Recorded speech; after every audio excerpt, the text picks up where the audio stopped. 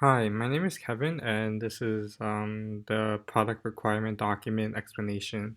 Um, so the business and purpose scope talks about the purpose of the business, obviously, but what Dr. Dan mentioned was a tangible and a non-tangible relationship between the model.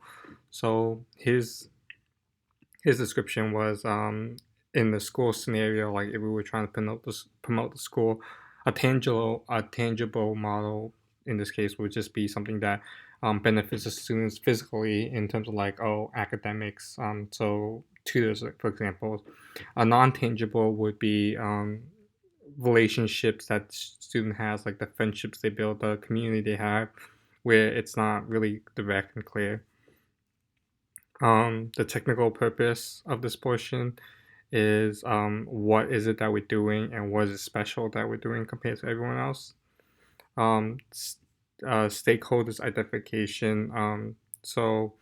Who's the stakeholder? Why does this product even matter to the stakeholder? And then what gains does the stakeholder get? Mostly, in most cases, they're financial gains, but sometimes they can get like different gains like positioning or like benefits of a product. Persona and user role. So this talks about like how like certain specific roles we need for this to work. For example, in Dr. Dan's example of the school, professor, faculty members would be one where they would be required for this. Um, Functionality for users. So this is just like a bare bone explanation on what the purpose of this product is for.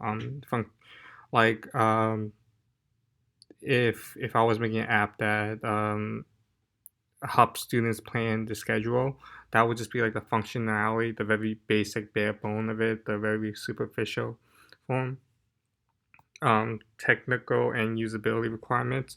What do I need for it? Like, what kind of platform do I need? Do I need like a iOS, or is it a web app? Is it like a mobile app? What is it that I need, that's required for it? Performance.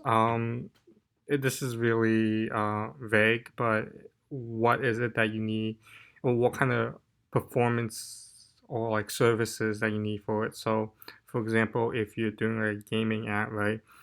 You might need something that pass in fast internet or services towards a user. Um, milestones are like steps on the way to achieve what you want. The minimum required product would be the bare minimum code or stuff that you need to program to get your app to a certain place that meets your goal, right? With no extra feature, with no extra styling or looks to it, just the bare bone for it. So a release one would just be an update on that, and a release two would just be another major update on it. So these are probably majors updating on like minor tweaks. Timeline just tells ordering from getting from point A to point B on the milestone portions of it.